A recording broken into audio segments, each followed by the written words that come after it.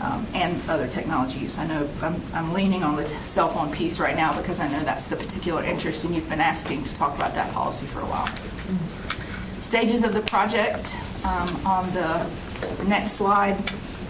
Phase 1 is the staging, and this is really kind of where we are now.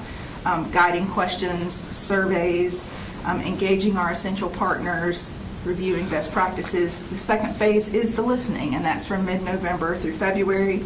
And then the acting phase, presenting our findings and options for a sort of two-pronged thing.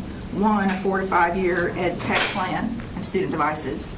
And 2, findings and options for updating our cell phone policy for 25-26. So that is the update to share with you on that work.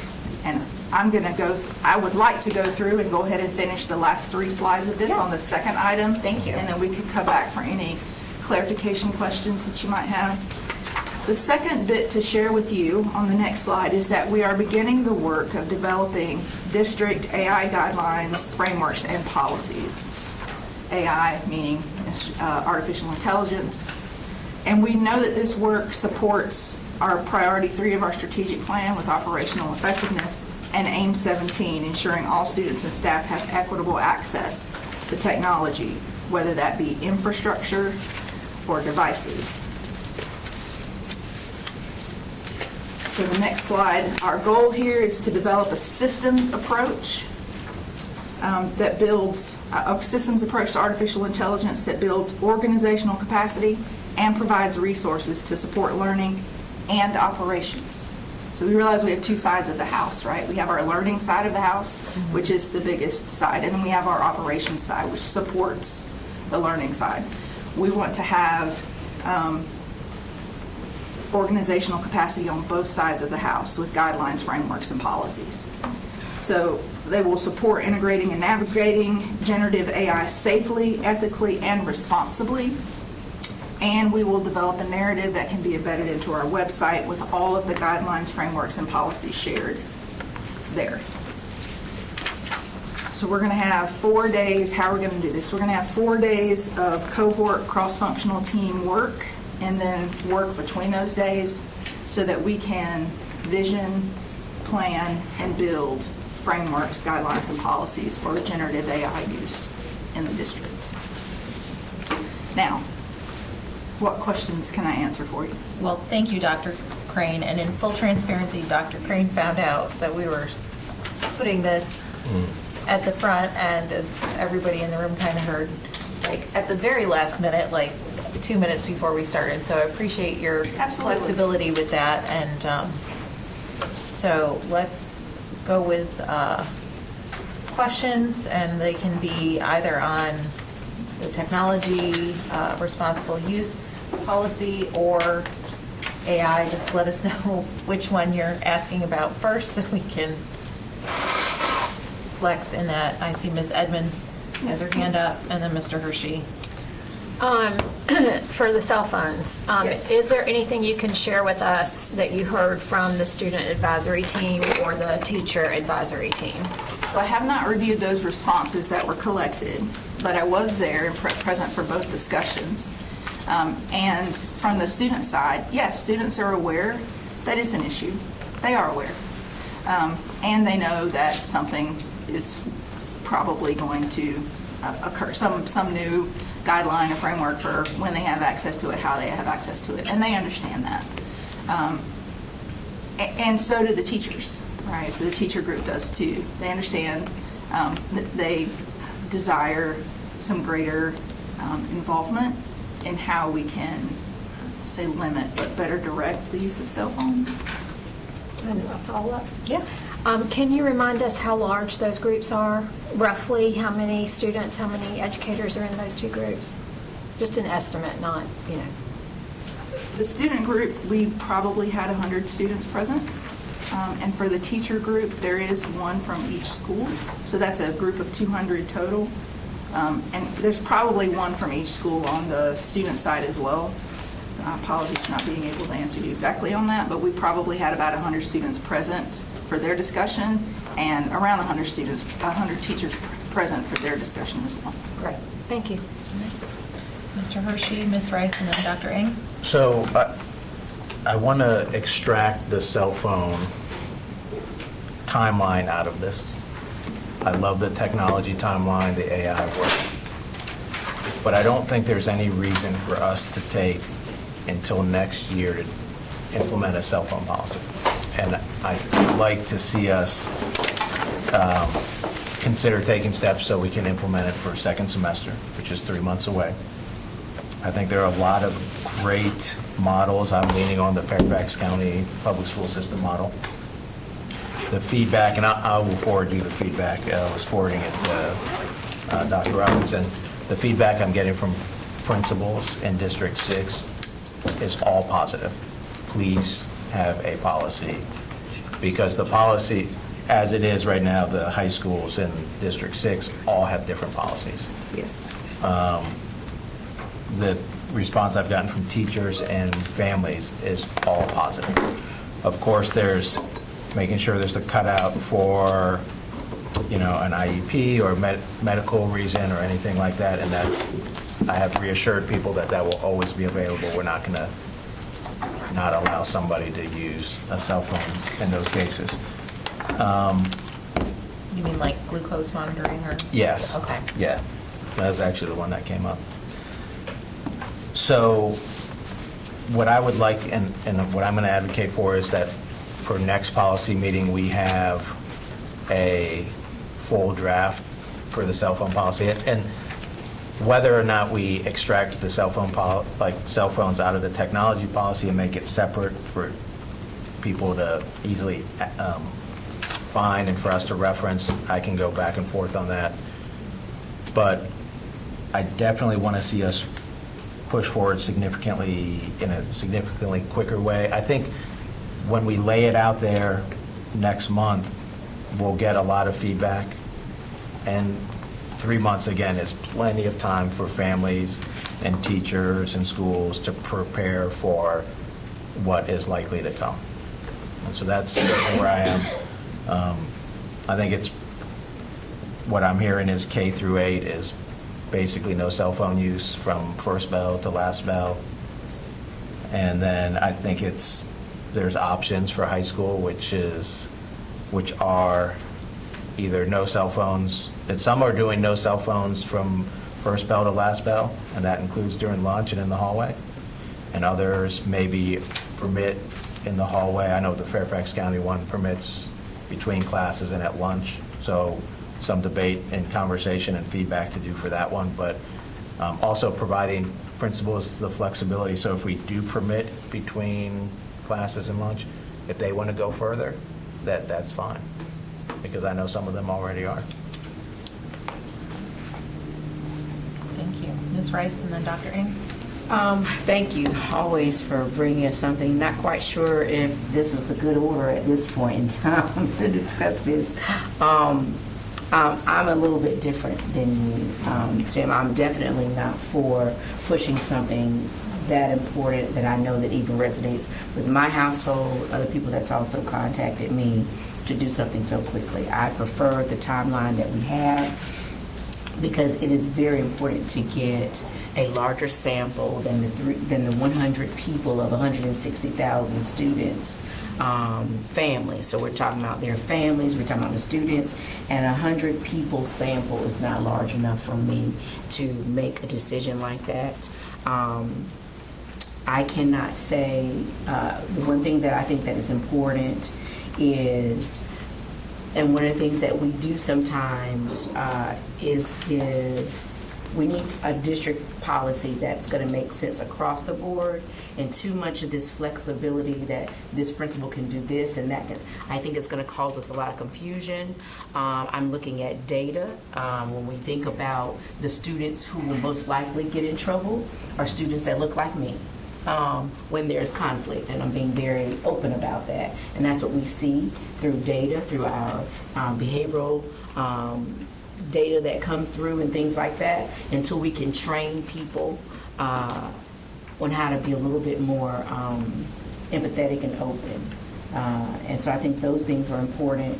I have a child with a chronic illness. I need to reach my kid, period. And so I have to be a little bit different and open to see what staff shares of what that's going to look like. In between classrooms, things happen, and I understand the security piece, but I definitely want to wait to hear from security. And I think to rush that would be unfair to families across the county. It would be unfair to me as a parent in the system as well, as a grandparent in the system as well. So this policy will follow my grandchildren. So I want to make sure that everyone feels safe around this policy, and that we're not moving off emotion, but we're moving off of data, and we're moving off of common sense factors when it concerns that. So I think that's the only thing for me around principals, not really giving a whole bunch of this, you can do this, but this is our base, but you can do this and that. But it definitely keeping within our baseline of what things look like so that it's fair across the board. I think that's all I'm going to say about that.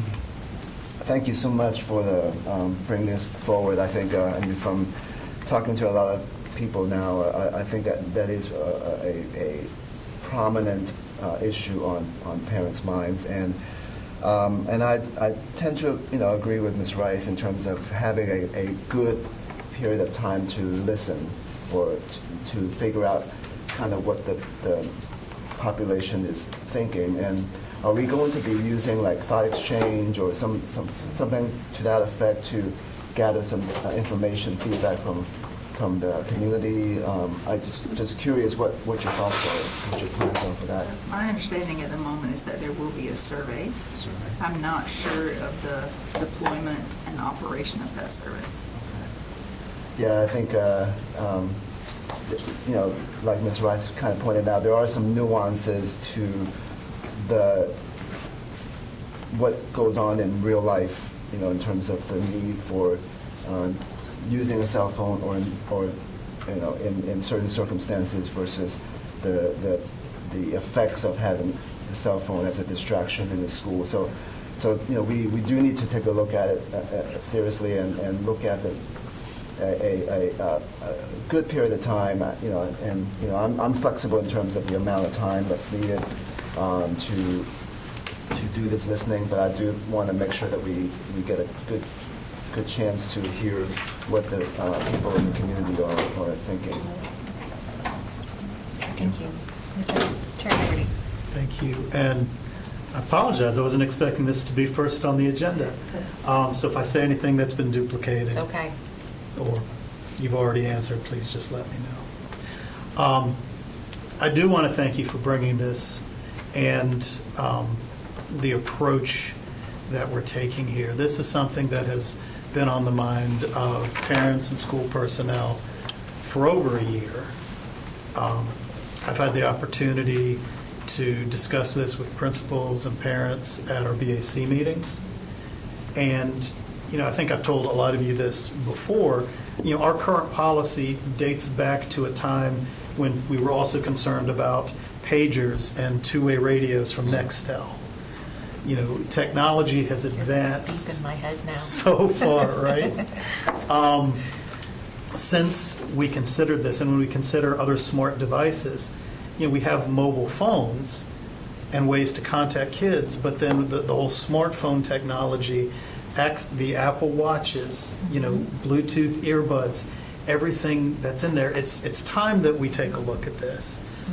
When we brought it up in the BAC, the biggest thing that, one of the big takeaways that came back from staff was that even our principals were unaware of the spectrum of differences in how mobile devices were treated within their schools. And, just going through individual school websites, you could find some policies were very general and some were very specific. And, in some cases, there was justification for it. And in other cases, it was, well, let me just look and see what another school is doing and, try to meet whatever that expectation is. But there is that line between autonomy and customization at a school where circumstances at a school might be very different from one part of the county to another. But there are some minimums that I think we do need in place. I've also had the chance to talk to other school districts across the state. Dr. Crane and other members on staff, we attended that forum at the Hunt Institute. That was fantastic. That brought a lot of perspectives, pro and con, looking at the use of technology in the schools. But we were able to hear from superintendents from some districts that had actually moved forward with different policies that were more restrictive on phone use. Some of them use the devices, the pouches. There's different brands. I'm not going to name a specific one. There's an expense with that, and then there's pros and cons. Others, like I talked to the chair of Winston-Salem Forsyth, and what they said is they didn't change their policy, but they had a district-wide push in their RNP to enforce the policy, right? So we have a lot of latitude, but we also have some real-world experiments going on right now in other districts that I think we can look to. I'm of two minds on this because on one hand, I see the guidance that is given at my kids' high school and other high schools. And I'll be honest, I don't like it. They have a red, yellow, green system, right? Where red is that the phone should be silent and out of sight. That's the most restrictive status they have in that classroom. Not that you can't use it, not that you can't use it in testing, not that you can't use it during testing with your earbuds in, only that it's out of sight and, and silent. And I really think we can do better than that. The good thing about those red, yellow, green policies is that they acknowledge that there are some learning goals that could use the technology, and there might be some times when it is appropriate, for example, to help in research. They allow some gray area for, well, you've finished your assignment and this is your time, so yes, you can use the phone for your own use. Maybe that's appropriate in an instructional setting, maybe that's not. But I think we have to, I think there are situations in the classroom where we have to ask more than just, I don't want to see your phone and I don't want to hear it, but where we have to have distraction-free instructional time. And the good results that I'm hearing from districts that have placed more restrictions are really from the teachers who talk about students that are engaged and listening, that make eye contact, that talk to their peers, that, they say that the breaks between classes are louder now, but it's because students are talking to each other and not just staring at their phones. So I think it's an important policy. I think it's important we update this. I think we can do better than what at least I'm seeing in some of our high schools, but I don't know what the answer is. And so to your points about time, being able to do, to be able to collect comprehensive parent feedback, understanding that we might need accommodations for some of these conditions that you both talked about, medical conditions, I think that's all an important part of that. I like the timeline, the staging, the listening, the acting. I wonder if we can't do more district-wide in terms of guidance about the policy, maybe an RMP where we could look at, some things that could be improved. But before we set a new policy, especially if it's going to be 20 years between policies, that we do use kind of a more deliberate approach, like what's presented here. And, my only thought on this, and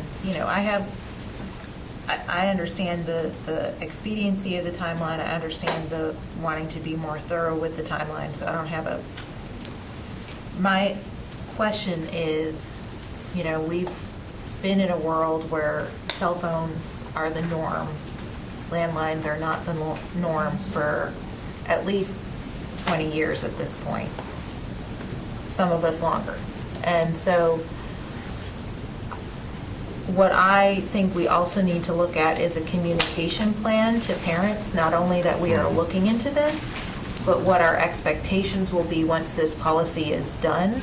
Because as a parent of high schoolers and middle schoolers, it's easy to just pick up the phone and text my kid and say, hey, dad's picking you up, look for his car, or this, and to remember as a parent, my kid's job is to be in school, and I can call the front office and let them know and let them connect with my kid. So I think that there's also a piece, where, if I get a text from my kid who doesn't have a medical issue, like, hey, I'm not feeling well, like, they need to go to the office and let them know so the office can call me. Now, I think that there are exceptions to that, but it's understanding the current culture today and making sure that we have an agreement as a community to have that shift, that not only do we expect that the kids not have that cell phone in class, but we as parents also don't rely on that, but also know in our parent focus groups, like, what are the times where a parent needs that communication, and how do we, let them know that their kid is receiving a message if we call the office. So I think it's making sure we know how we're going to put this policy out into the broader culture, not just in our schools, but we have to think about our parent community as well, so that they have buy-in. So I appreciate that being a focus group as well, because I've certainly, texted my own kid realizing, oh, I probably should have called the office.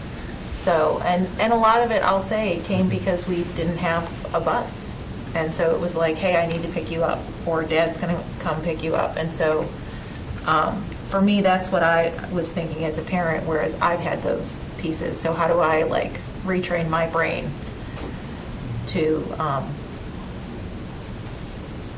not just let the kids know what our policy is, but make sure that their families know what the policy is and what our expectation is, and we have a broader community agreement on that. So I appreciate the thought into that. I did have one question about the AI piece, and I was curious if this was in the teacher group and the kid group, what their thoughts were about AI in the learning environment, and what you heard from that. So the conversation with teachers and students was solely about classroom devices. Okay. District-provided devices and cell phones. We Okay. did not move into. Well, that makes that question easy. All right. Yeah. If I could, I know a lot of our discussion, at least what I heard, and I apologize for what I may have missed, has focused on student use of technology in the classroom. But this is a bigger issue in terms of students and technology, right? We did, as the slides talk about, so I'm guessing you talked about, during the pandemic, we made a real pivot to use of technology in the classroom and outside of the classroom. One of the things that came out of our Hunt Institute conference was talking about student health impacts from the use of all of the technology. And again, there were pros and cons and there were differences of opinion. But specifically, there was something that schools influence regarding technology that's outside of the classroom.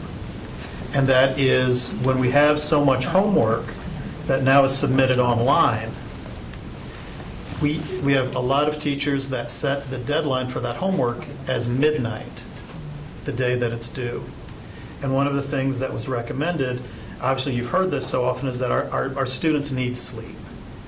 But when you set a midnight deadline, that often encourages students, if they have other things going on, if they're waiting to the last minute, to be up late on a device, online, late on a school night.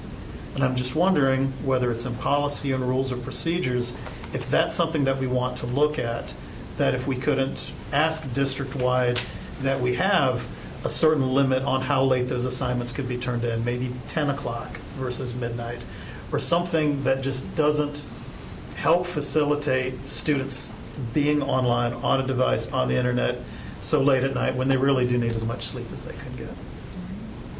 Well, we will have more conversation on this. If you have further questions, please follow up with Dr. Crane, and feel free to CC me on that, and we'll look forward to the next presentation. We are going to move over to HR. So thank you all for your flexibility and the last minute change. Sometimes we put these conversations at the end, and so we were able to have additional time rather than rushing through it. So, Ms. Hill, when you're ready, we'd love to see you at this table one more time. One final time. Huh? Drivers first. Drivers, yep. So HR policy 5016, 6315, 7435, drivers revised. Welcome Ms. Kowski and Dr. Mutillo as well. We look forward to continue seeing you after this.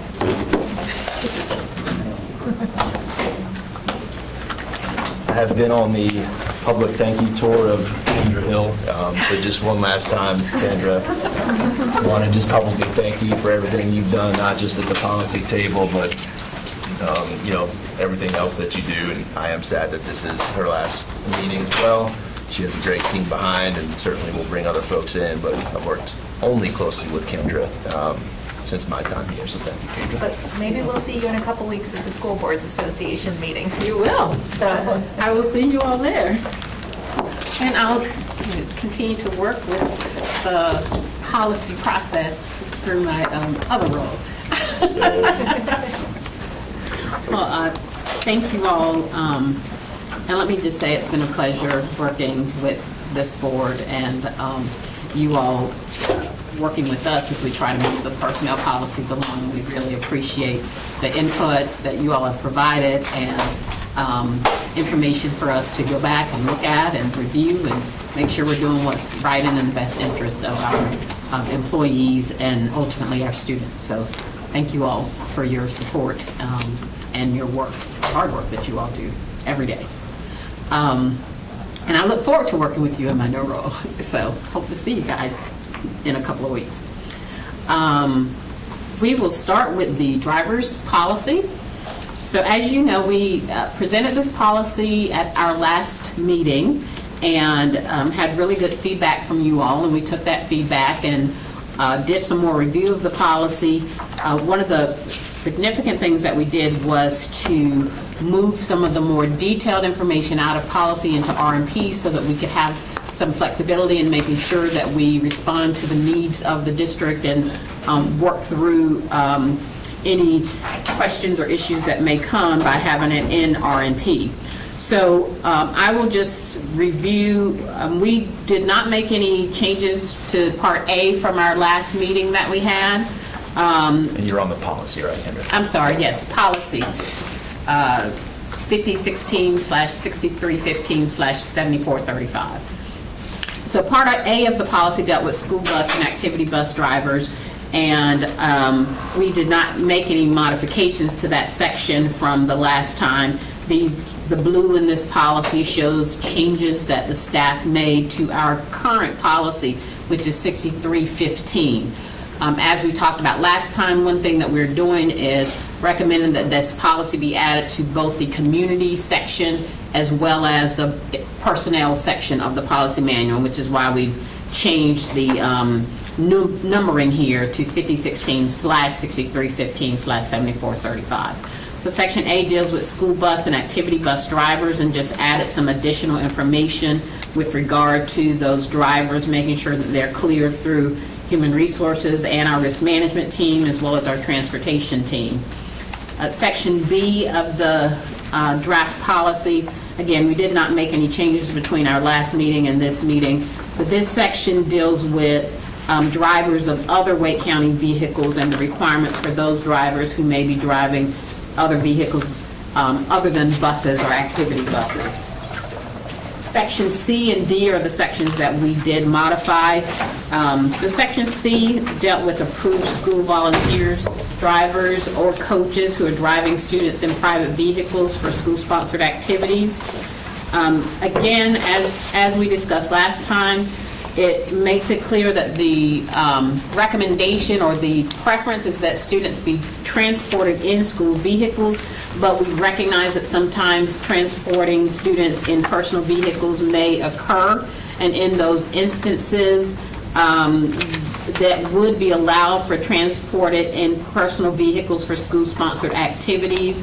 by an approved volunteer or coach pursuant to regulations issued by the superintendent. And so that's where we've got, created RMPs for that purpose.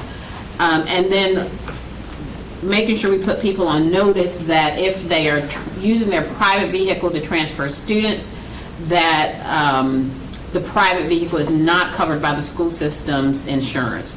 And then we included in here provision making it clear that this does not prevent a student from transporting themselves to an activity.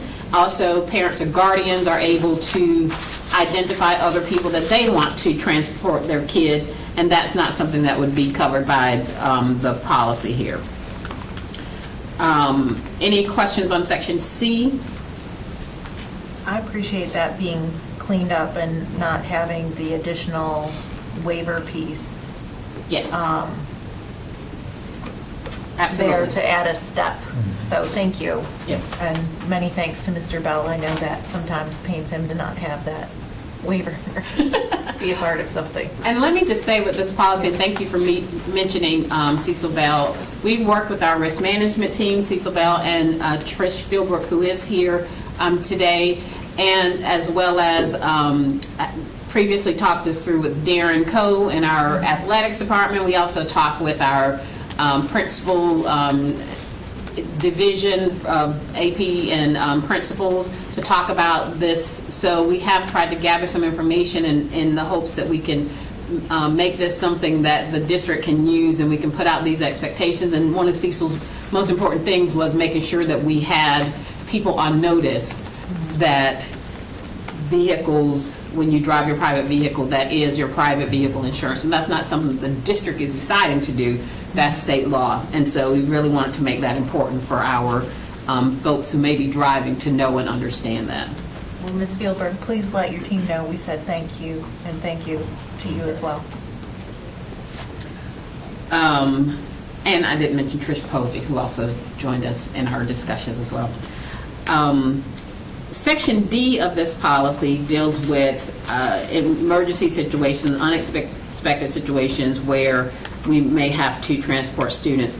Again, it makes it clear that we discourage transporting students in private vehicle, but we recognize that sometimes that may happen. And when that happens, again, pursuant to regulations, that we would have the employees being able to transport students in personal vehicles. Emphasizing again in here that employees who use their private vehicles to transport students should understand that the private vehicle insurance will cover, not the school system's insurance. And we also put in here, making it clear that an employee it is permissible to decline to transport a student because, again, recognizing that that may have some impact there. Any questions about Section D? Okay. And then Section E, employees driving private vehicles for other work purposes. Again, we did not make any modifications to this section from what we had before, just making it clear. We really emphasized that, and with the recommendation of our risk management team, making sure that employees understand what needs to happen when they're driving their own vehicles. Again, emphasizing that private vehicle insurance will be what covers here in those circumstances. And of course, just making sure employees understand they need to have appropriate permission, have appropriate licensure, all those sorts of things when they are transporting in private vehicles. And we provided, just as a resource for you all, what the information is within the RMP that was crafted as well to help implement these sections. One thing that is in the RMP that is modified will be modified from what the copy that you provided is in Section A, number 6.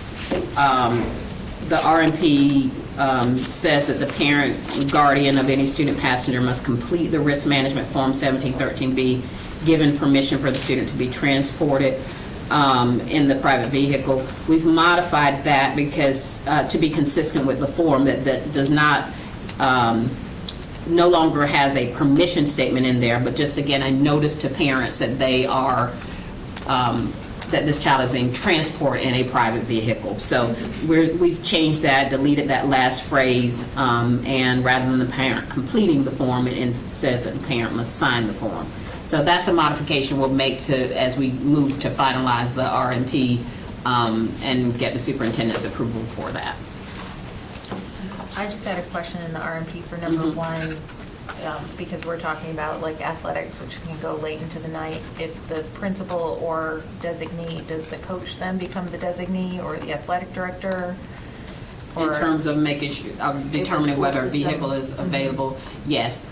It would be the principal or. Or does it become the coach? It could potentially become the coach, or the AD, depending upon what's happening with the school. But these are, Section A here is really dealing with planned events, school-sponsored events. And so that really is not, I think you're probably more referencing Section B. Thank you. So Section A really is, you're taking the team wherever. This is a planned school-sponsored event.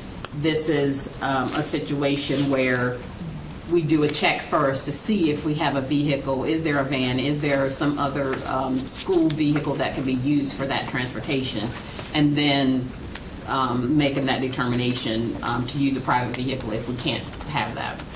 Section B is where we're talking about emergency situations where a student may need assistance. This again is in the RMP.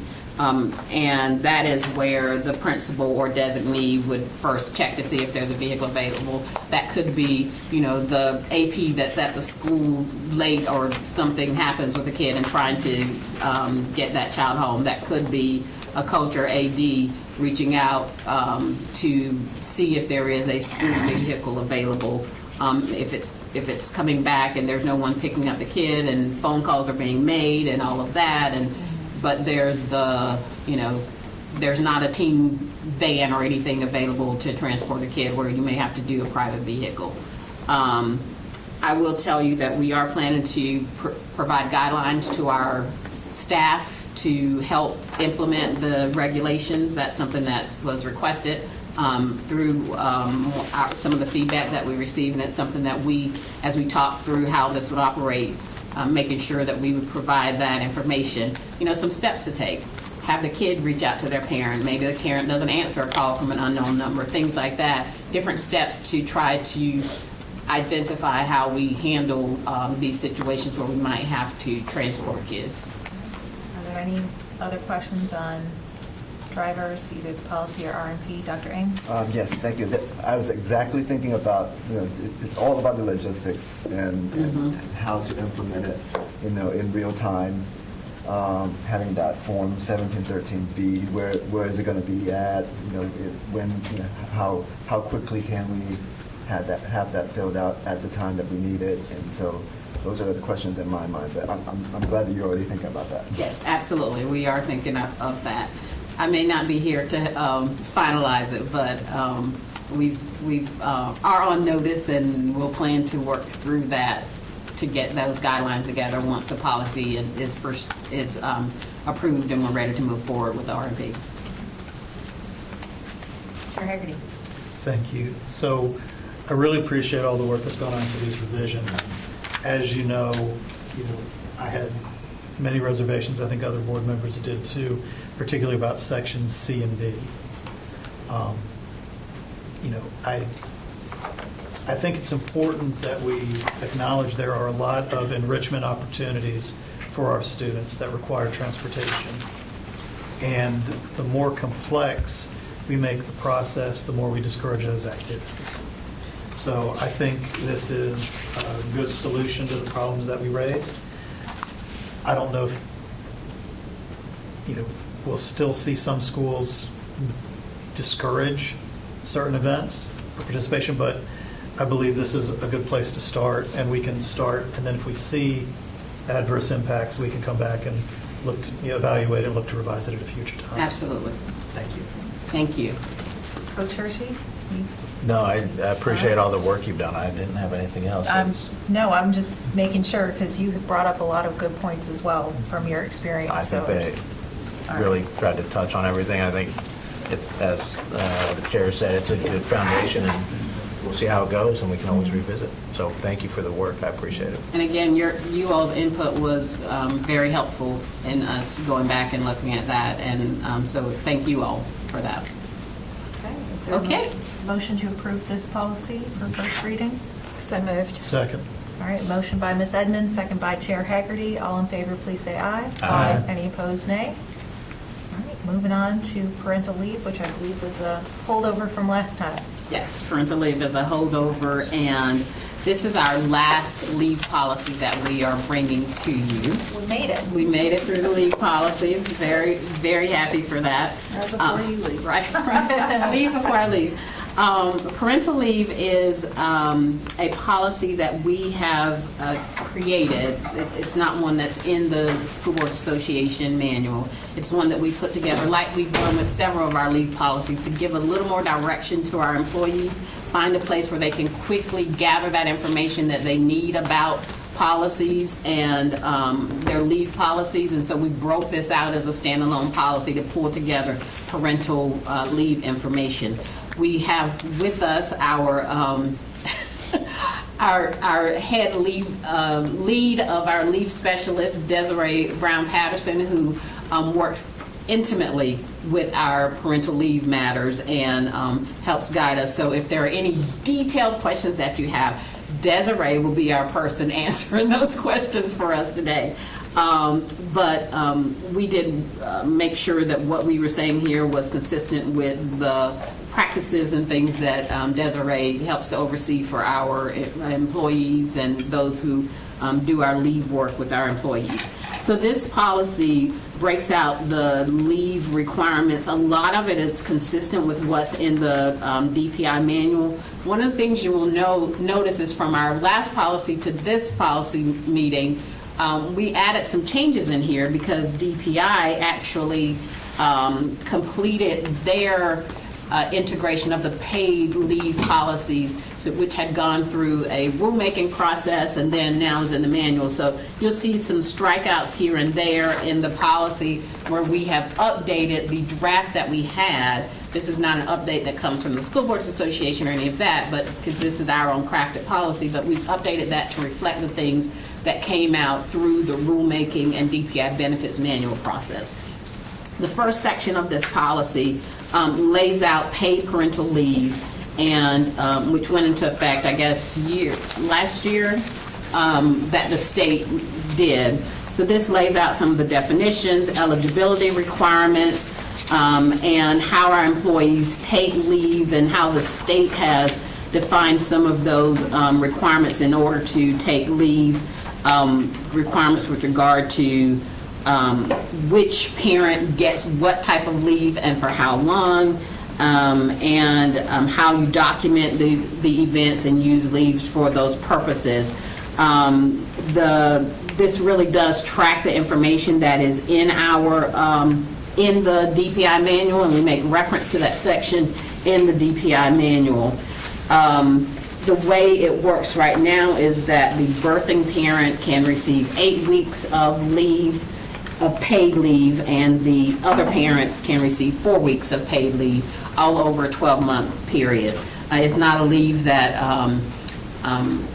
continues. It's based upon the qualifying event, so you can't carry forward this leave or anything like that. But we lay all of that out here in policy. Section B of this policy deals with non-paid parental leave and employees' ability to substitute paid leave during the non-paid parental leave. This is something that has been a benefit to employees in the state manual and processes where you can use non-paid parental leave for 12 months after the birth or placement of a child. And for those employees who have paid leave, they can then substitute that. But employees are able to use that non-paid parental leave for those purposes. So we just lay that out here again in terms of the leave that's available there, in addition to paid parental leave that the state now has. Section C in the policy talks about the request and approval process. This is specific to paid parental leave. making it clear that employees have to 30 days in advance to use paid parental leave, and that they would notify their supervisors for that time period, 30 days in advance. And it also says that the employee can specify whether they're using the leave intermittently or continuously if they want to. So that's something that we need to know early on so that we can work that through the employee's leave calendar and all of that as we move forward. I appreciate the whenever possible that leads in that. 'Cause that doesn't, it's not always possible. So. Right, absolutely, absolutely, and we recognize that. We try to encourage our employees to provide information to us as early as they can so that Desiree and her team can make plans with regard to what the employee's calendar will look like if they're going to be absent, and they spend time talking to them. I just had an employee email me recently to say, hey, I'm going to have to take maternity leave, like what are our process? And I said, oh, let me put you with your HR leave person that handles your school, and they can work you through, and that person immediately provided them with details about what that leave process looks like. And so we really try to get there early to get that information to our employees so they can know what to expect, and the school system can know what to expect. And finally, Section D here deals with parental involvement in school leave. So this is a state, this reflects a state law that provides parents with leave to participate in their schools, 4 hours of leave to participate in their child's school. And so this is just reflecting that, that statutory requirement for parents to participate. This is a non-paid leave that is in the state statute for parental involvement leave in the schools. As you all know, we have worked through and identified different volunteer leave opportunities for our employees through prior policies, but this is a standalone parental involvement leave statutory requirement. In a situation where, because it's possible that someone could give birth, 11 months after, within a second birth within a 12-month period, would that be a situation where it wouldn't necessarily have to be in policy, but in that case, could we waive policy for that individual to access a second maternity leave?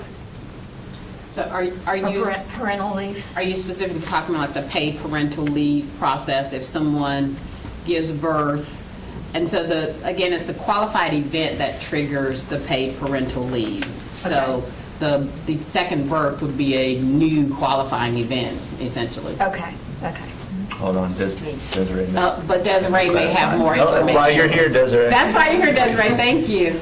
So to answer your question, we have had instances like that, but the state benefits manual does specify that the qualifying event, the 12-month period is relative to that, and even if you have another qualifying event within that initial 12-month period, you're not entitled to additional paid parental leave. You're not entitled. That is correct. For the state.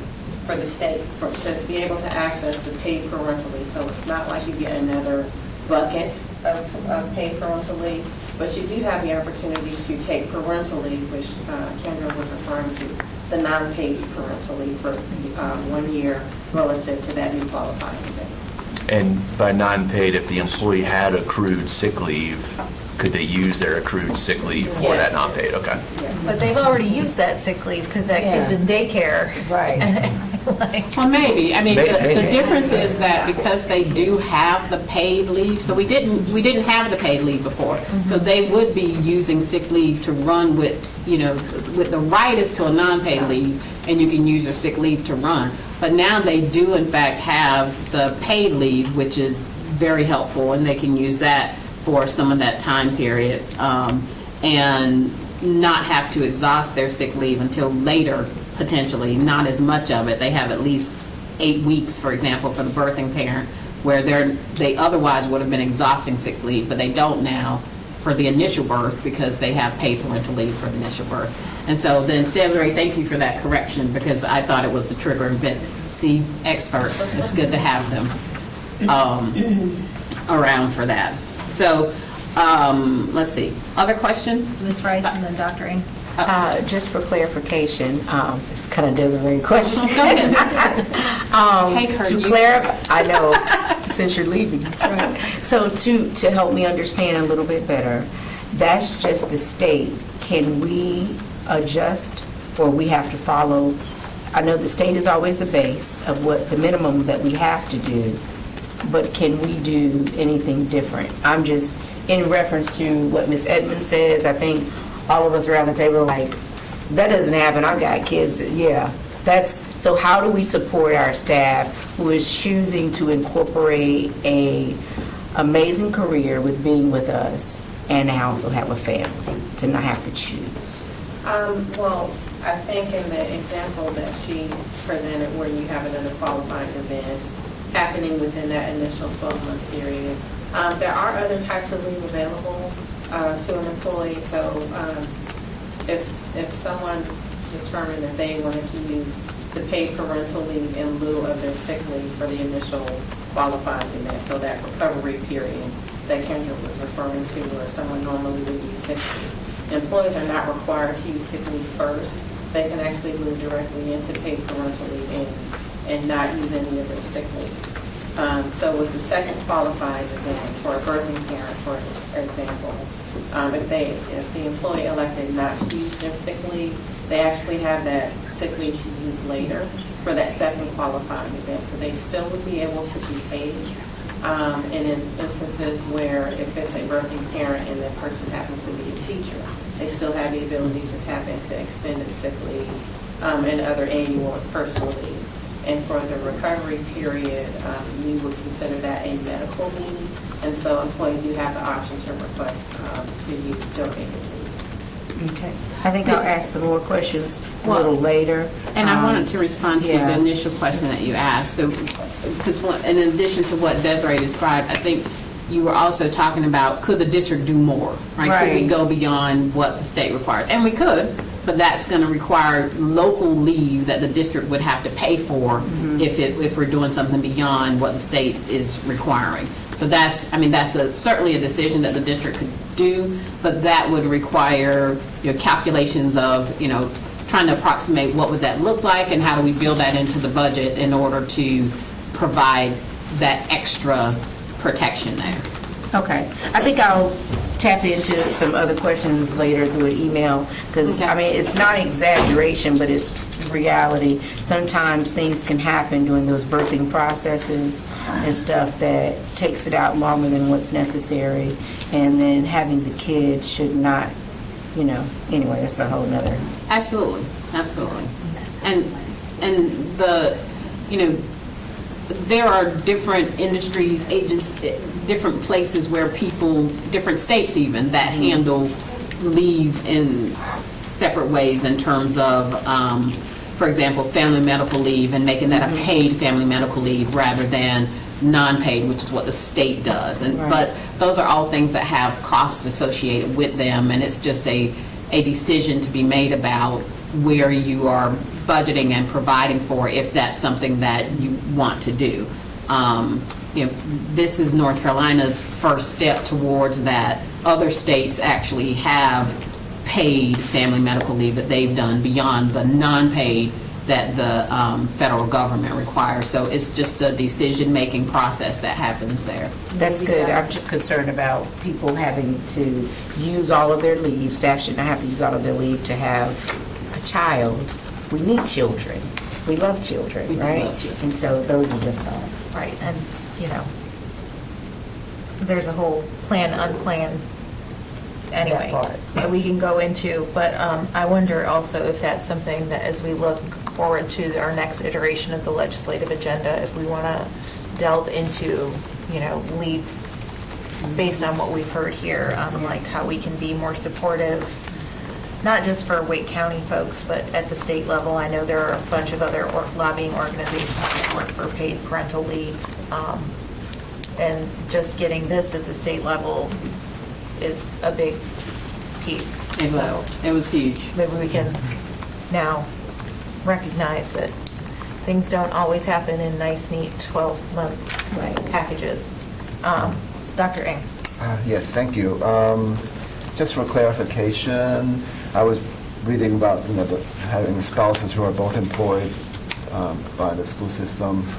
So the qualifying event, for example, a birth, so you don't have to tap into it right at the point of the qualifying event, correct? I mean, you could tap into it at a future time within that certain period of time? The 12-month period. Within the 12 period, okay. So that means that the two spouses can kind of do back to back. Yes, and Desiree has worked with spouses and the time period where it's different where the spouses are trying to take their leave and working through that. But yes, that is something that the family can decide what works for them, and how do they go through the leave process to make sure that that's being done appropriately for them, and their appropriate leave calendars are in place and all of that. But that has happened.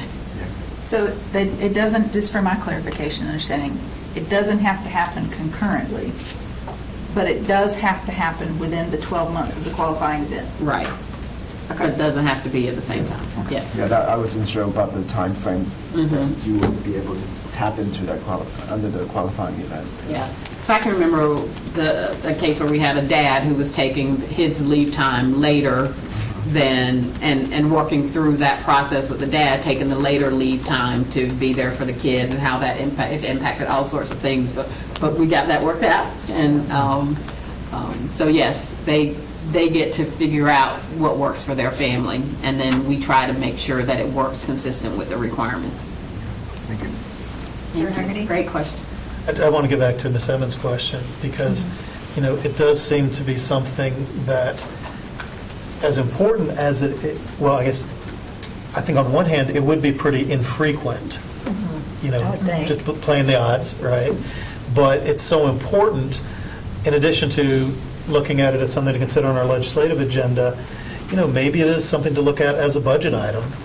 If we could create what we would call some sort of like bridge leave that could maybe cover an employee for those 1 to 2 months, 3 months between when a triggering event occurs and when they'd be eligible for the state funding. I mean, I can't imagine it would be too large an expense, but I could imagine it could make a world of difference for the employees. Yeah. And Because that non-paid leave is That's not a right. lot. That's right. And especially, we all know the expense when you have a child. Right. So, And I suspect part of it is based upon this is not just the birthing of a child. This is also adopting of kids and placement of a child there. So I think the legislature built in, or the policy manual builds in, you have the first child adopted in the first 6 months, and then you have another child 6 months after that. That's something that could happen. So, they haven't built in the funding, the extra to do another 12 months of leave in that situation. And, again, when you're talking about all of that, we also have to take into account, we are school personnel, right? We are talking about what's happening in that classroom for the children. And so I suspect all of that comes into play when the DPI has created their benefits manual and how this operates within that time period.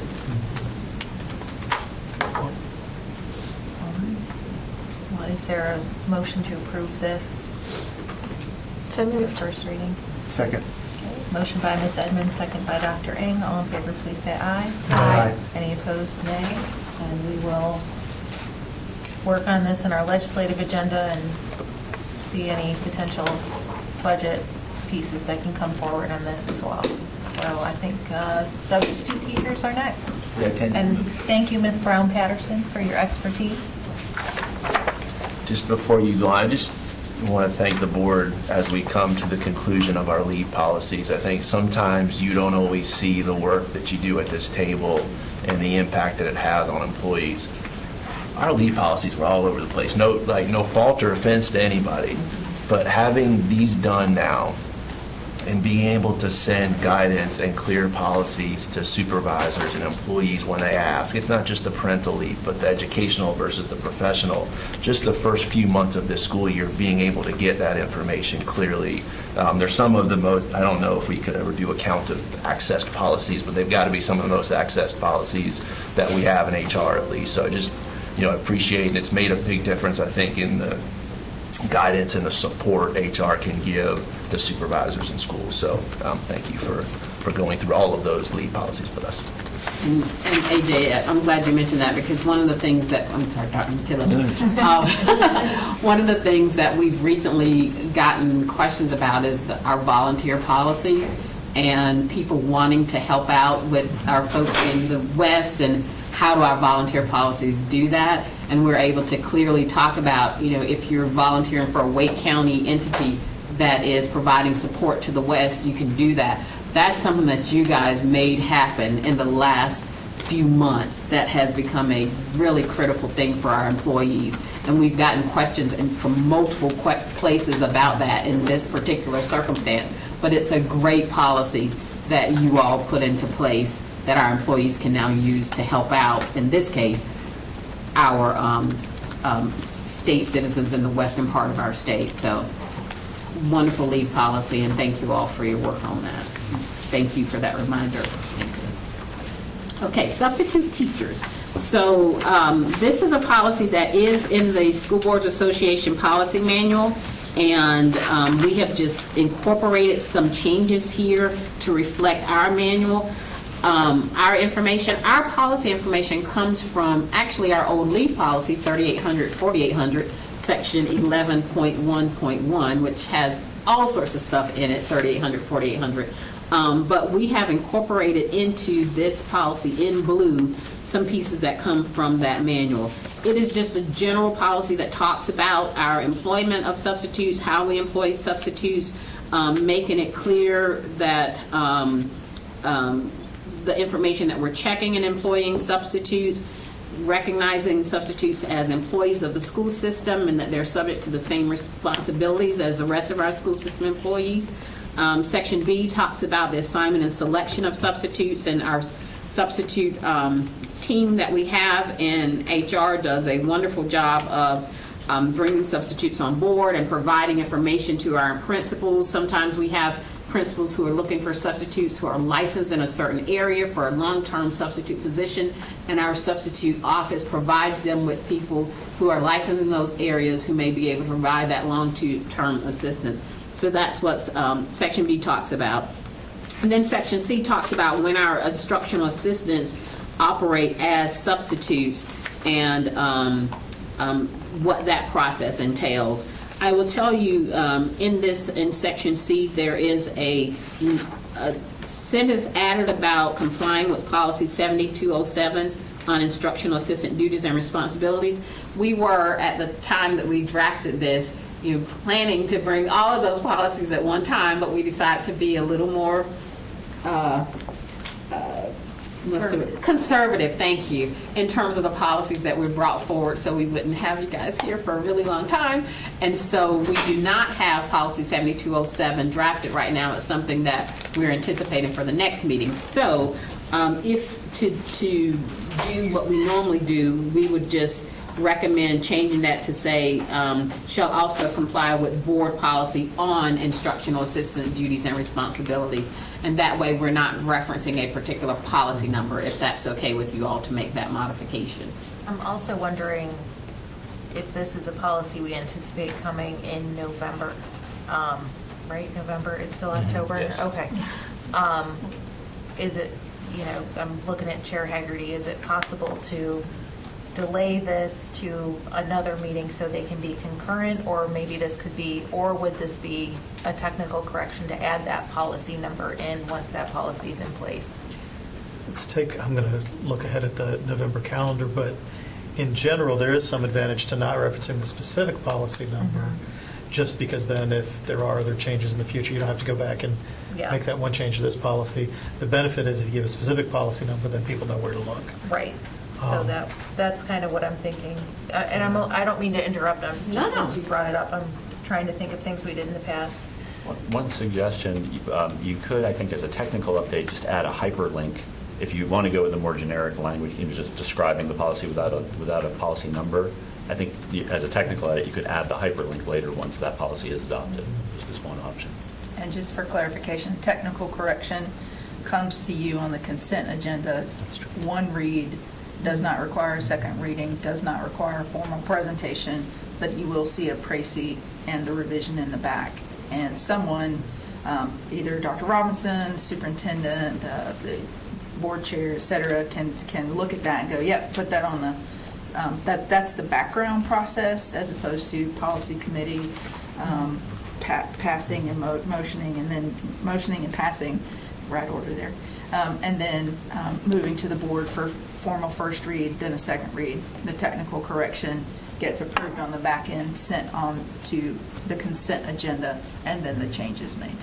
So that's the difference in the process. So we could do that. And adding a number, changing a number, adding a hyperlink, correct me if I'm wrong, those are all technical corrections. Ms. Evans? So I have two questions. One is for section C and the other is in section D. So section C, is it really necessary to limit that instructional assistant to a classroom that they're regularly assigned? And I'm specifically thinking about specials classes. Like, it makes sense to me that we, might want to avoid a teaching assistant subbing in, the upper grades, 4th or 5th. But I'm struggling to understand why it would be a problem for that person to substitute in one of the specials classes at an elementary school.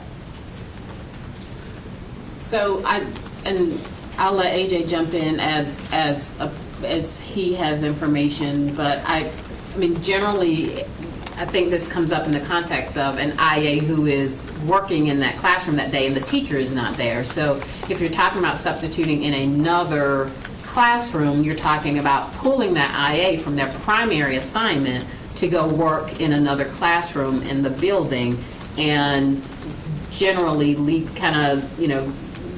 that primary assignment without that person there. So I suspect the idea is that you would look for a substitute that comes from the substitute office, something like that, rather than pulling the IA from their primary assignment and leaving that classroom without that support there.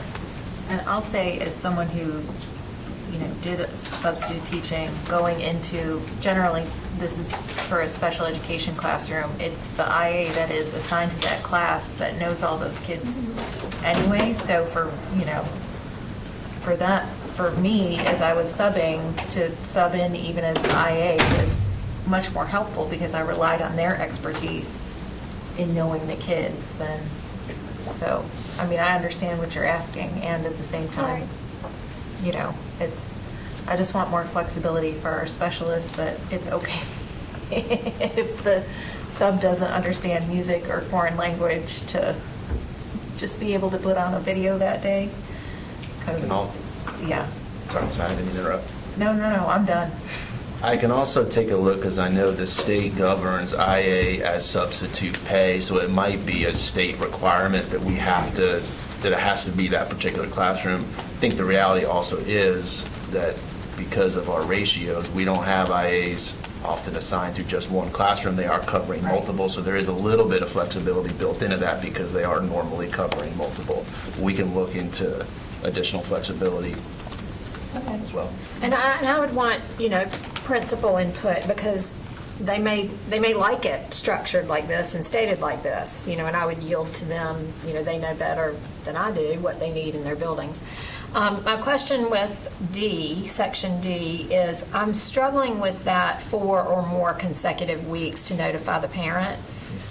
If I got a note that said, hey, your child's had a substitute in X class for a month, here's the breaking news to you, I think that's too long. Mm-hmm. So I was wanting to know if we could shorten that to 2 consecutive weeks or 3, but not a month.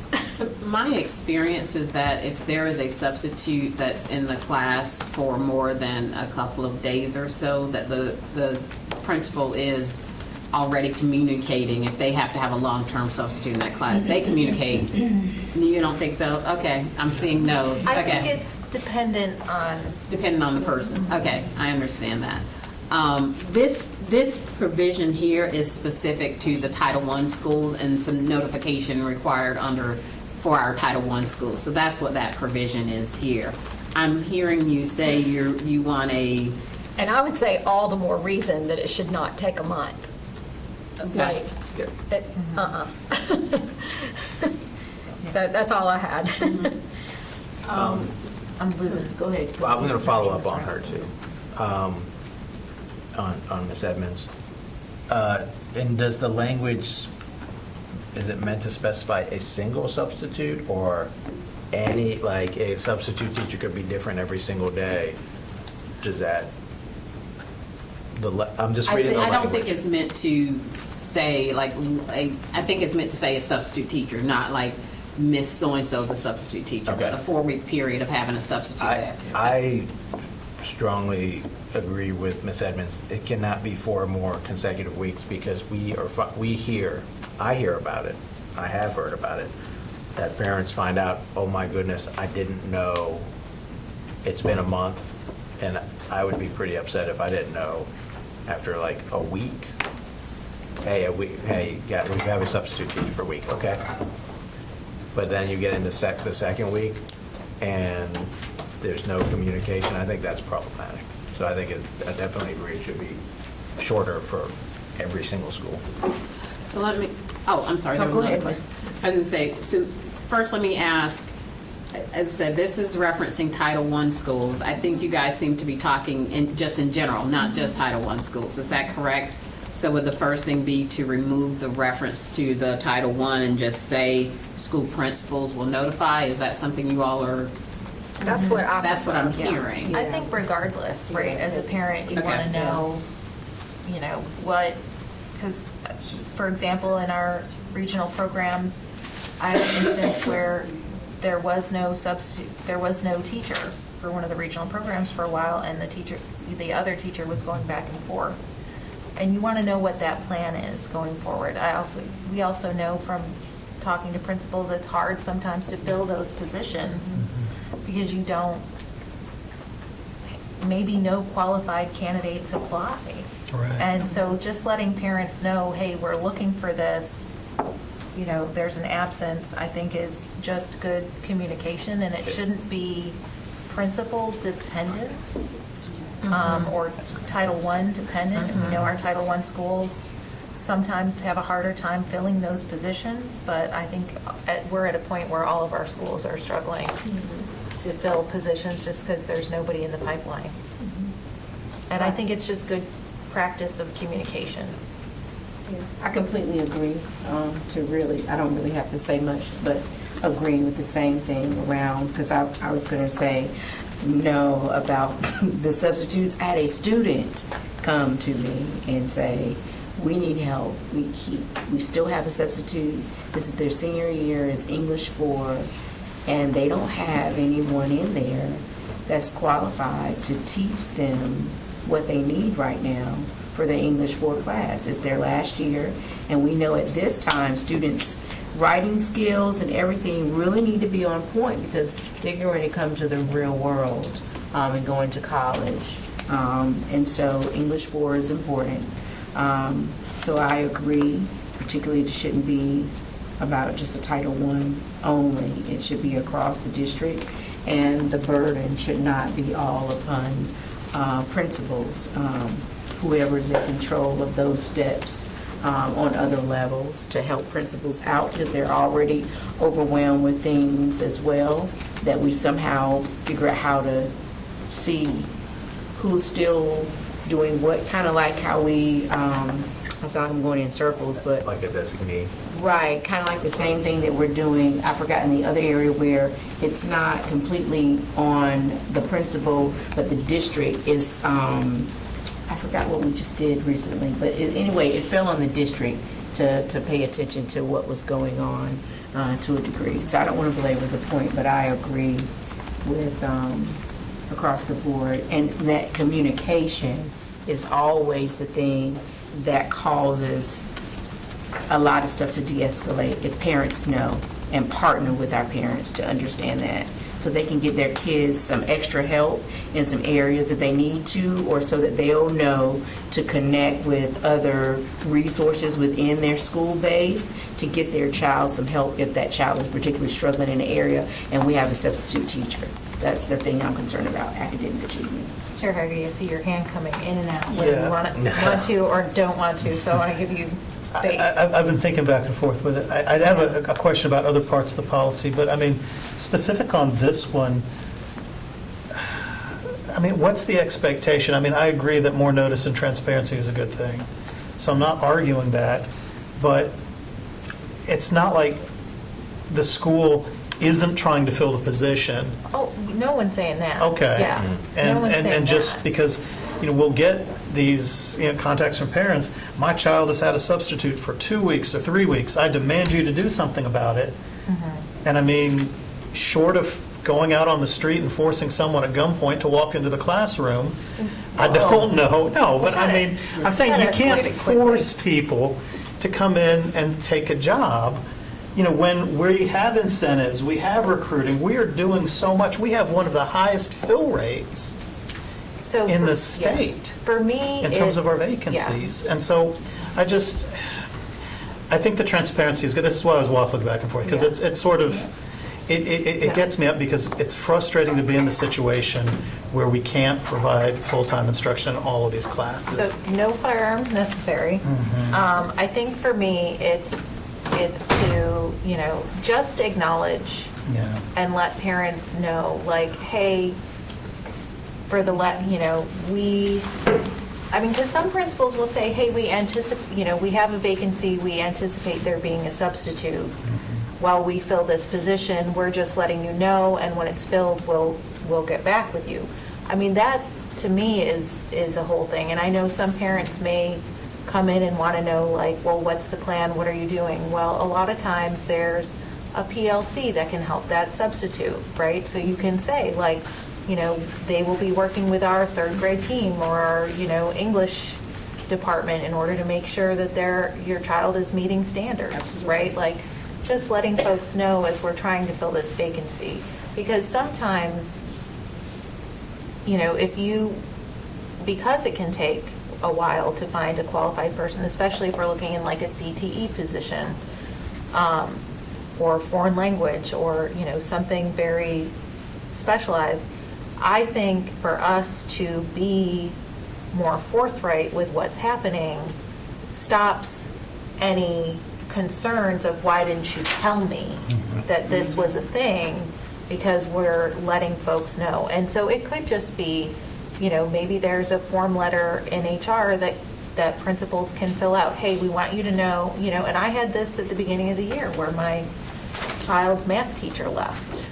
And so, hey, we want you to know that there's a substitute that's going to be here. We're looking, and in the meantime, this substitute is working with our other 8th grade math teacher in order to make sure that your kids are following, the program and the curriculum, and we have our math specialist coming in.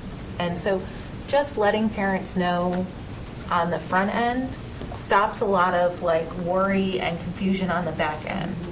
And I think most people know this, and also, we want to provide, for me, if it's a form from HR of just like, here, fill this in and let you know, we're not putting too much additional burden on our principals, but we're keeping our parents informed.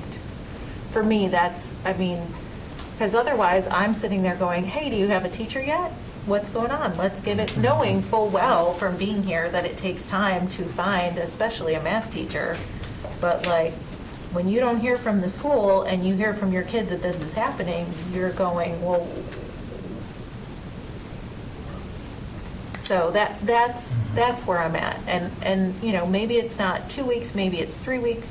I don't know what the compromise is here, but a month just seems like a long time to be in that unknown. And as someone who has a lot of trust in this system, you start to, wonder. And so if we're talking about transparency and engagement, for me, having been through this as a parent, like, it's just nice to know the acknowledgement that this is happening, we're doing this, and, you know, we expect on having somebody soon. So And that's where I am. It hurts, especially with your AP students, and these are, and I'm speaking of situations that are realistic and that I've experienced across the district, not just my current one, but in other districts, where you've had AP students, top 5% of the class, and then they don't have a teacher. And they need that person because it helps them with what they have to do. They have to prepare. We all know about understand AP courses. We have to prepare our students to take the AP exams. And if we don't have a qualified person there, even though we're doing the best we can, communication so that parents and students who are invested in their education can prepare with other ways to compensate for something they can't control.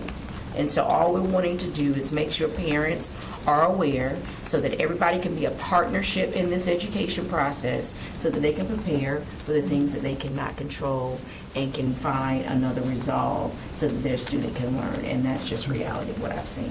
So I think, and I don't want to, I know we've got some hands up still.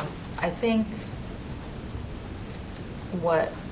if we start with school principals shall notify the parent of any child who receives instruction, you know, whether it's 2, whether it's 3 consecutive weeks from a substitute teacher who doesn't meet the certification and licensure standards, right? Because if they're a certified math sub, okay, you still want to know that there's a sub there, but it makes you feel better that they have their qualifications.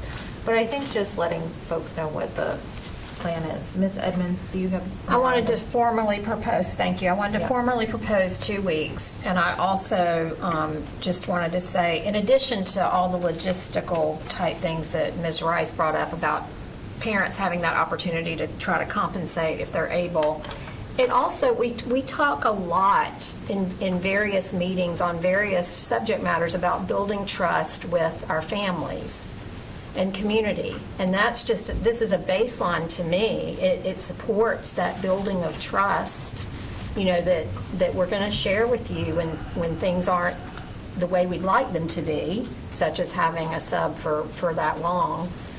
So I think that has value as much as trying to let the parent have the opportunity to, it's just that trust, you know, building of trust.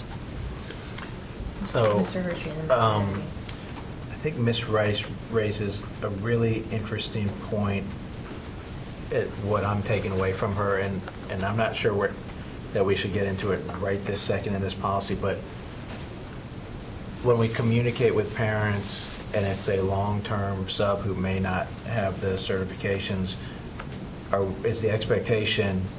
should the expectation be that a principal or vice principal is providing a plan to make sure things are being taught? And again, I don't think that's at this conversation right now, but I think that's a big part of it is, all right, you've told me there's a substitute, and to Ms. Mahaffey's point, what's the plan? Because I heard her say plan, and I think that's a big part of the communication. But I would agree with Ms. Edmonds, 2 weeks, and I would add the language, principal or a school principal or their designee, because sometimes it can be an AP that can communicate who's in charge of a grade or something like that. But I would like to get into okay, what's the plan part at some point. That might be a little much for right now, though. And we may need to bring this back. Yeah. I do think that, I do know, in my experience, I have seen principals provide information about the fact that a PLC will be working with the substitute to help make sure that that what's going on is aligned when there's going to be a substitute for a longer term period, and communicating that out to the parents so that they know that there will be there, and also communicating, that they are still searching for someone and looking to get someone in there on a more permanent basis when they can. I know that, as I said, our substitute office works with schools to try to identify the certified substitutes who may be able to serve there. We also have our recruiters who can help to to see if they can find people specifically to assist in those situations where we're having it hard to find folks to add. But I will let AJ and perhaps Dr. Ellis.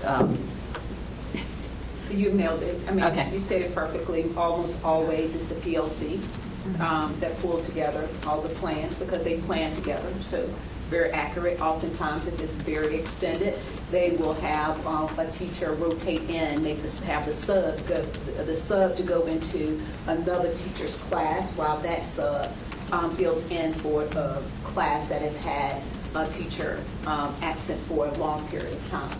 And so that happens often. So it's usually all done by the PLC. What I'm hearing is that just better communication or more timely communication is what you're seeking. That is not being done, but in absence of getting good communication, you don't know if it's being done.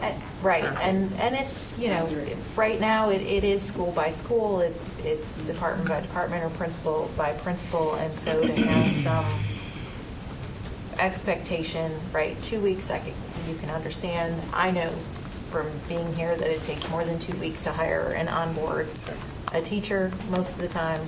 I don't know, maybe not, yeah. And so I think that just trying to make sure that we're communicating with parents on the front end.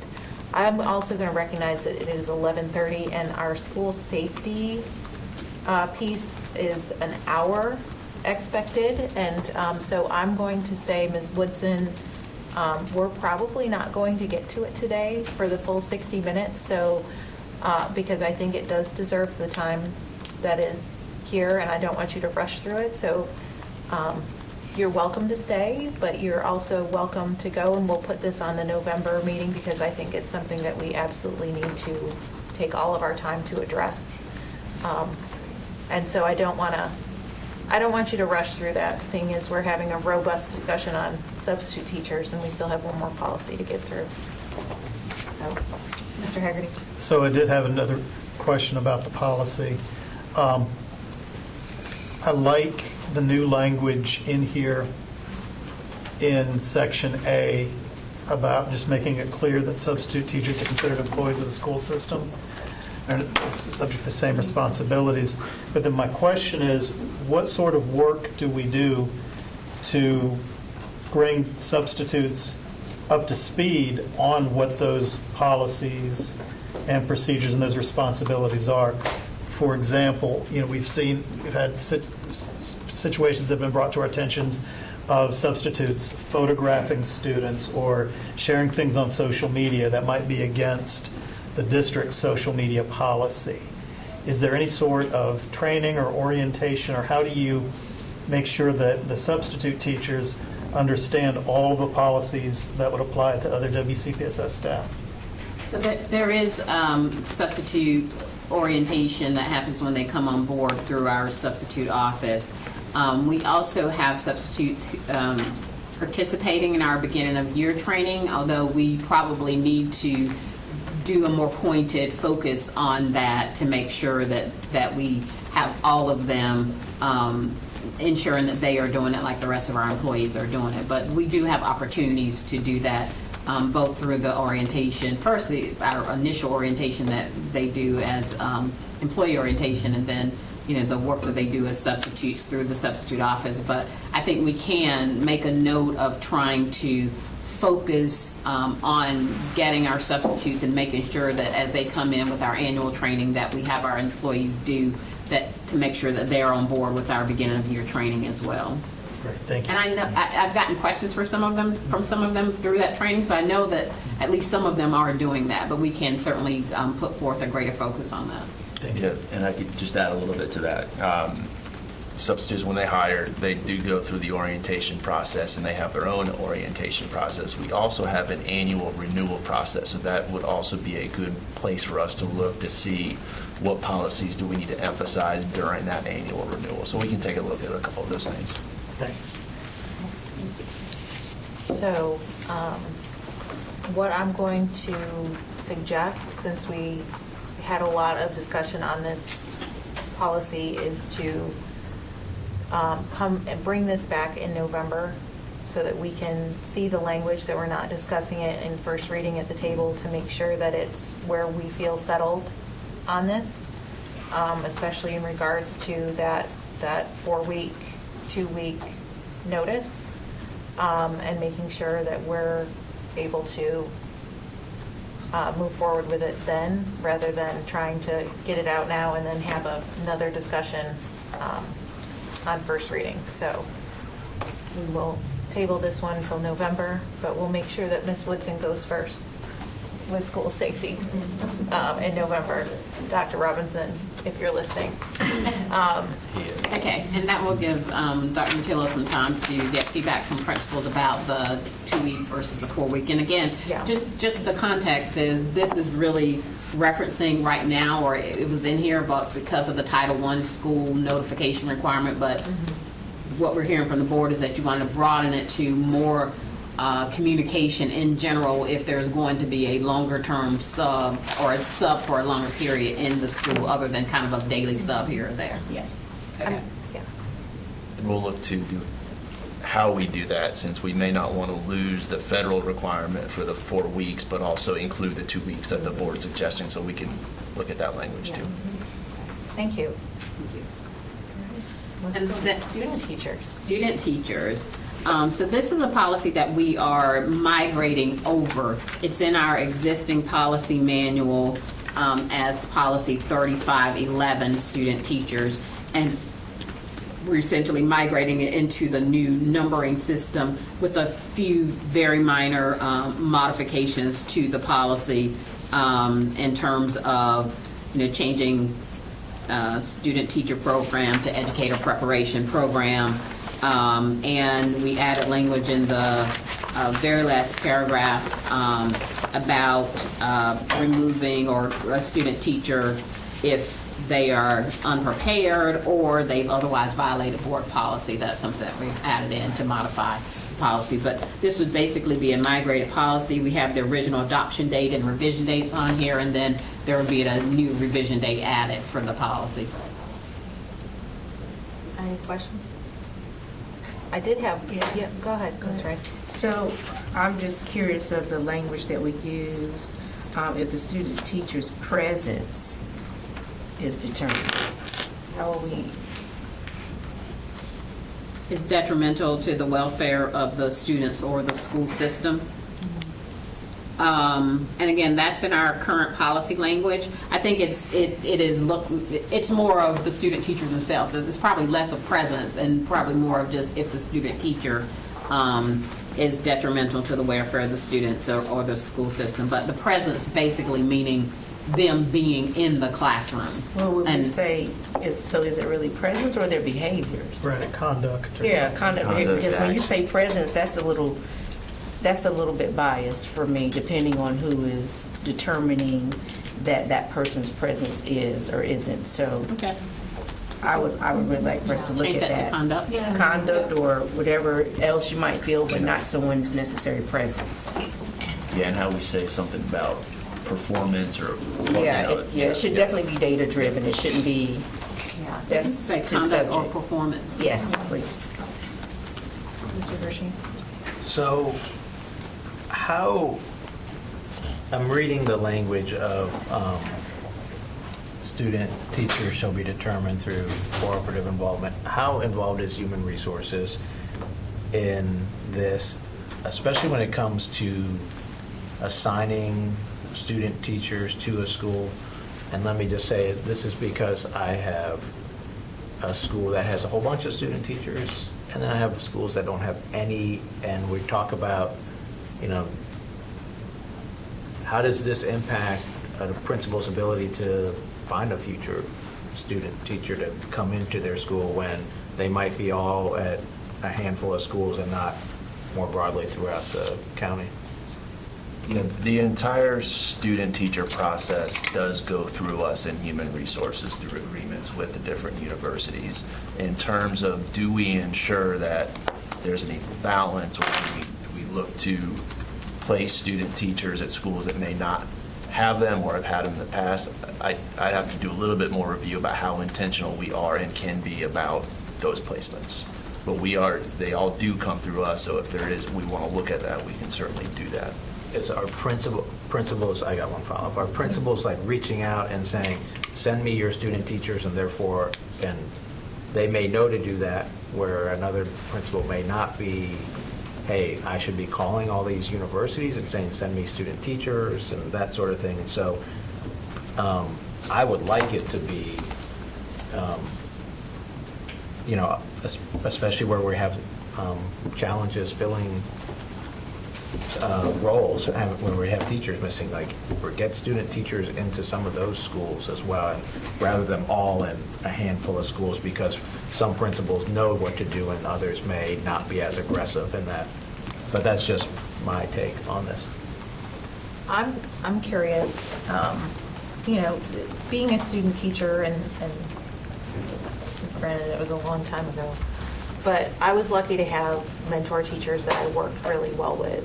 And that's not always the case. Sometimes those personalities can clash. So I'm curious what the HR process is if maybe a student teacher and a mentor just aren't a good fit. And then my other question that kind of coincides with this is seeing its removal of a student teacher is just that paragraph.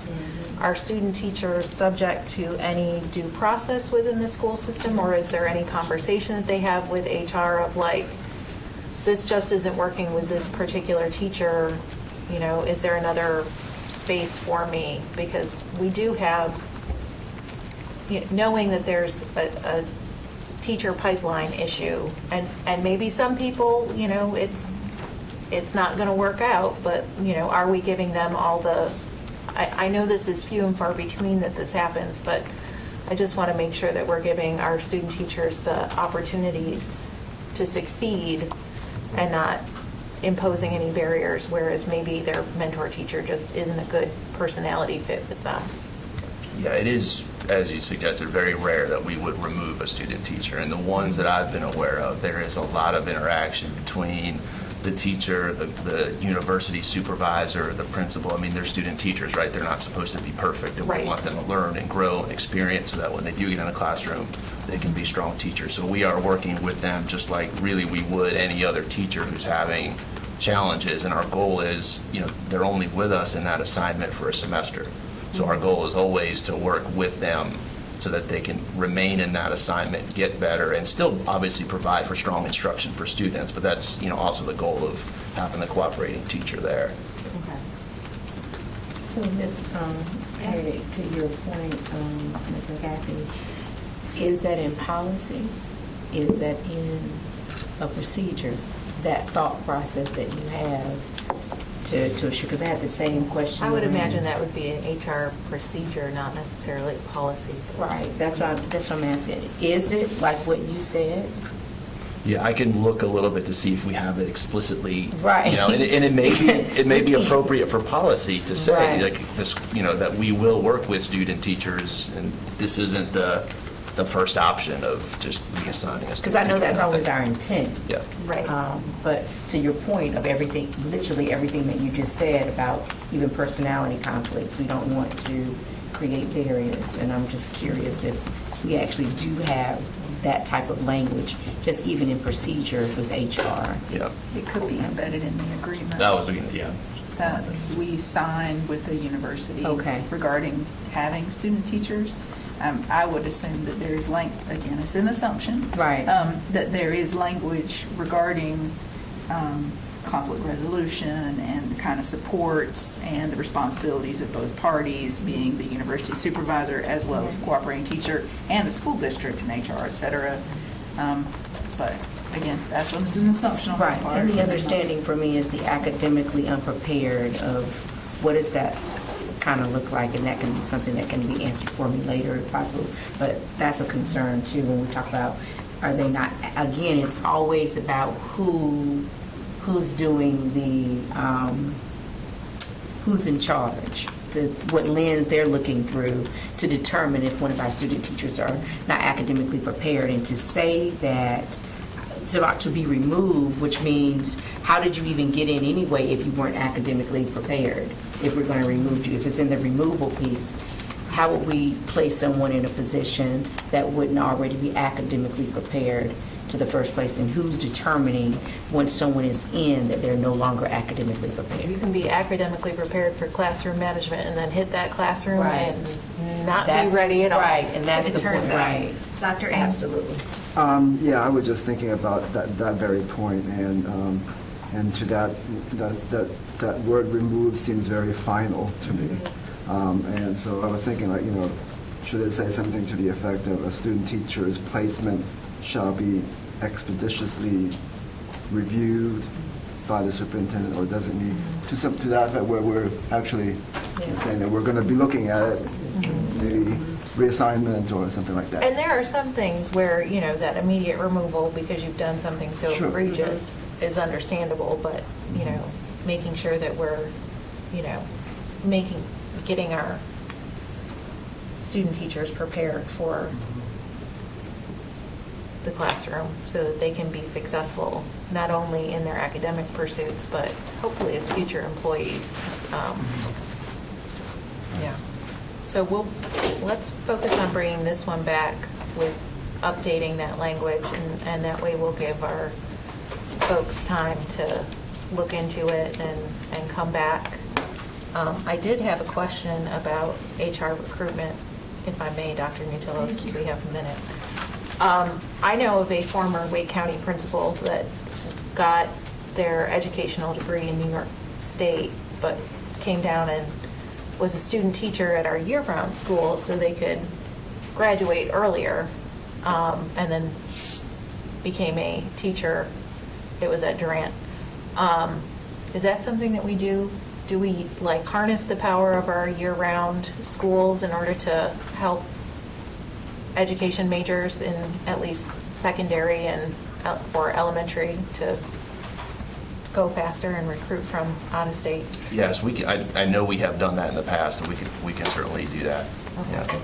I don't think it's something we run into often, because generally, there are student teachers in the state with state universities, and generally our out-of-state folks do come down having already been certified, Yeah. or just entering a program sometimes as an alternate licensure. But if we're in a situation where we have somebody who comes down and has done everything but student teaching, and we can get them a July assignment at a year-round school, absolutely. Okay. I was just curious, since we're talking about student teachers, and I know it's not a part of this policy, but sometimes that can do others. So we are going to come back to our conversation on school safety next time. We're going to bring back substitute teachers and student teachers, and we will continue to get updates on the cell phone policy and AI frameworks, guidance and policies.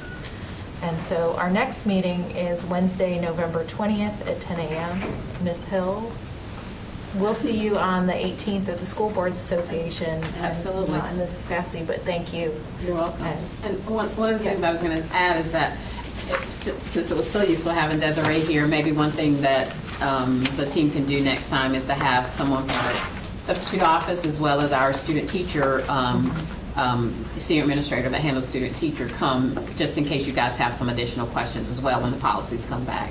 That would be great. And for those who will be at the annual conference, I look forward to seeing you all at the annual conference, and if not then, at some other time, hopefully in my new role. So I really appreciate all of you all's support, and just this discussion today is just an amazing discussion on, one-page policies where you guys have raised such great questions and given us a lot of information to think about.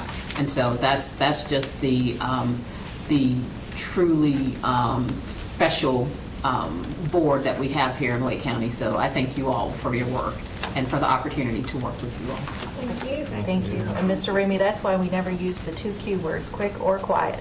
So, all right. With that, we are adjourned at 11:49. Thank you all. Thank you.